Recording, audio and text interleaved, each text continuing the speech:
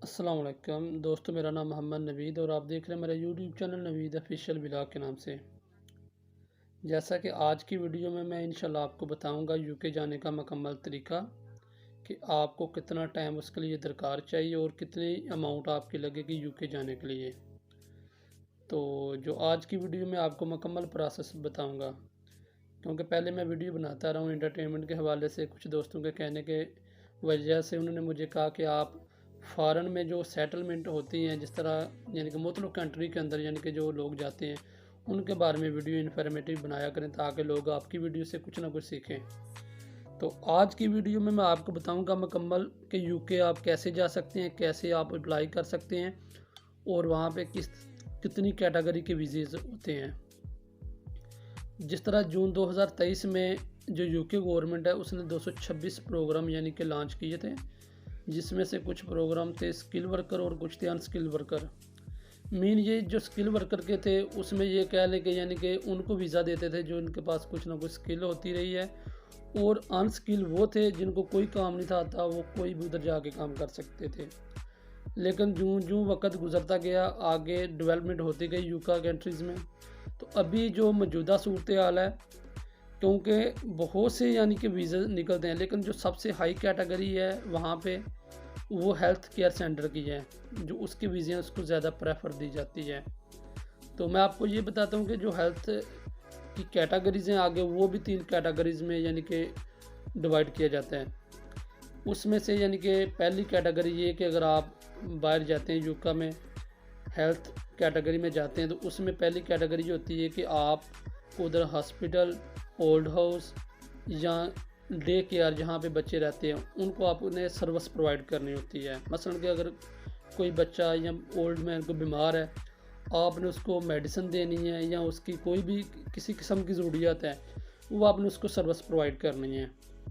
ये तो कैटेगरी 1 आ गई। उसके बाद कैटेगरी जो 2 है, 2 कैटेगरी में ये आता है आप डोर टू डोर काम करते हैं। मसलन कि अगर आप यानी वर्क परमिट पे जाते हैं 5 साल के लिए, तो उसमें ये होता है कि आप किसी हॉस्पिटल में जाते हैं तो हॉस्पिटल वालों को आगे कोई घर कोई भी यानी कि वहाँ पे मोबाइल ऐप यूज़ होती हैं, वो कहते हैं जी हमें घर में सर्विस के लिए एम्प्लॉय की ज़रूरत है, तो हॉस्पिटल वाले आपको भेजते हैं। उसके लिए आपके पास लाइसेंस होना ज़रूरी है, यानी कि डेफिनेटली अगर हॉस्पिटल वाले आपको भेजते हैं किसी जगह भी, आपके पास लाइसेंस होगा तो आप ड्राइविंग करेंगे। वो 3 घंटे भी ड्यूटी हो सकती है, 4 भी हो सकती है। दोबारा हॉस्पिटल में आते हैं, उनको कहीं और से आर्डर आता है अगर सर्विस के लिए, तो आपको वहाँ पे भी जाना पड़ता है। ये थी सेकंड कैटेगरी। इसके बाद थर्ड कैटेगरी में आता है वीकली वर्क।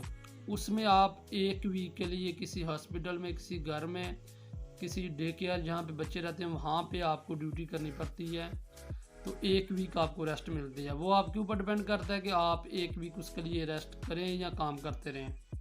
ये थी 3 कैटेगरी इसकी हेल्थ केयर के वीज़े की जो मैंने आपको बताई हैं। उसके बाद उनके लिए बेसिक रिक्वायरमेंट क्या होती है? बेसिक रिक्वायरमेंट ये कि आपका एटलीस्ट कम से कम यानी कि एंटर होना चाहिए। अगर वो नहीं है तो आपको आईएलटीएस या पीटी में 5.5 यानी कि जो बैंड वो आपके मस्ट होने चाहिए उसके लिए। तो जिनकी क्वालिफ़िकेशन अच्छी है उनको तो किसी किस्म की परेशानी नहीं देखनी पड़ती। और ये मेरा मशवरा है कि जिनके पास अगर यानी कि अमाउंट अच्छी खासी है तो उनको 5 ईयर वर्क परमिट पे जाना चाहिए अपनी फैमिली के साथ। तो जो कंपनी होती हैं, जिस तरह मैं आपको छोटी सी डिटेल बताता हूँ, जो यूके में कंपनीज़ हैं, हॉस्पिटल हैं, वो डायरेक्ट किसी को वीज़ा नहीं दे सकते कोई भी। आगे उनके भी लॉयर होते हैं, कंसल्टेंट होते हैं, जिनके थ्रू वो फ़ॉरेन को वीज़ा देते हैं। मसलन कि अगर आप वर्क परमिट पे जाते हैं 5 साल वर्क परमिट के लिए, वो कंपनी की ज़िम्मेदारी बन जाती है आपको जवाब देना, क्योंकि आपको ऑफ़र लेटर वहाँ से आता है वीज़े के साथ, तो फिर आपको सिक्योर हो जाते हैं कि मुझे वहाँ पे जॉब मिल जाएगी। तो उसमें ये होता है कि वो जो कंपनी होती है या हॉस्पिटल होता है उसने आपको रहाइश का बंदोबस्त करके देना होता है, आपके खाने का और आपकी सवारी का। तो ये सारी सूरतें होती हैं। उसमें ये होता है कि यानी कि जिस तरह स्पॉन्सर वीज़ा होता है एक यानी कि नॉन स्पॉन्सर होता है। जो स्पॉन्सर होता है वो वर्क परमिट होता है, जो नॉन स्पॉन्सर होता है विदाउट जॉब होता है वो। तो जो विदाउट जॉब होता है उसके लिए जो एक्सपेंसेस आते हैं वो टोटल यानी जो प्रोसेस है ना, वो 17,000 पाउंड यानी कि एक्सपेंस आ जाता है विदाउट जॉब। उसमें ये होता है कि 3-4 हज़ार लायर और कंसल्टेंट ले जाता है, और 13,000 जो पाउंड है वो वहाँ पे की जो कंपनी होती है उनकी फ़ीस होती है, उनका प्रोसेस होता है सारा, यानी कि मुकम्मल तौर पे वीज़े की फ़ीस होती है। ये है कि विदाउट जॉब अगर आप जाते हैं उसके लिए आपको बाहर का काम भी ढूंढना पड़ता है। इसके अलावा आपको हर मंथ 270 पाउंड जो टैक्स है वो आपने पे करना होता है। ये विदाउट जॉब है। उसके लिए आपको खुद ही सारे यानी कि दौड़ भगत करनी पड़ती है। ये तो एक चीज़ हो गई। दूसरे नंबर पे जो स्पॉन्सर वीज़ा होता है उसको वर्क परमिट कहते हैं। मसलन कि अगर एक कंपनी आपको वीज़ा देती है 5 साल का, उसके लिए आपके जो टोटल एक्सपेंसेस हो जाते हैं ना, वो आपके टोटल यानी कि 22 से 23 हज़ार पाउंड जो पाकिस्तानी लगा लें, कोई 80 से 85 लाख रुपए आपका यानी कि लग जाता है जो 5 साल वर्क परमिट होता है। उसमें ये होता है कि आपसे जो 7,000 यानी कि 5 साल का वो टैक्स लेते हैं ना 270 पाउंड, वो 5 साल का 7,000 पाउंड बन जाता है। तो पाकिस्तानी को 7,000 से 360 से मल्टीप्लाई कर लें, जितनी अमाउंट बनती होगी ये पाकिस्तानी रुपीज़ में उतनी बनती है। लेकिन आपने यूके अमाउंट में पाउंड में 7,000 उनको पहले ही 5 साल का टैक्स पे करना होता है। इसके अलावा अगर आप यानी कि हॉस्पिटल जाते हैं या किसी कंपनी में जाते हैं, ये डिपेंड करता है, अगर आपको वहाँ पे काम पसंद नहीं आता तो आप उस कंपनी से एनओसी को इजाज़तनामा लेके कहीं और भी काम कर सकते हैं। लेकिन ज़्यादातर यूके गवर्नमेंट यही कहती है कि अगर आपने पहले अप्लाई करना है तो प्रेफर करते हैं फ़ीमेल अप्लाई करें। अगर फीमेल अप्लाई करती है तो उसके बाद उसका जो हस्बैंड होता है उसके लिए राइट ऑफ वर्क करना कोई मुश्किल नहीं होता, यानी कि वो डिपेंडेंट वीज़े पे होती है तो वो काम कर सकते हैं। अगर मेल अप्लाई करेगा तो उसको ये होगा, पहले उसका वीज़ा यानी कि आएगा, उसके बाद वो पाकिस्तान में रह के कंसल्टेट की यानी कि हेल्प लेगा, उस अपनी यानी कि फ़ैमिली का वीज़ा अप्लाई करेगा। पहले उसके वीज़े को स्टेकर लगेंगे, उसके बाद उसकी फ़ैमिली के वीज़े को लगेंगे। यानी कि ये मुकम्मल तरीक़ाकार है।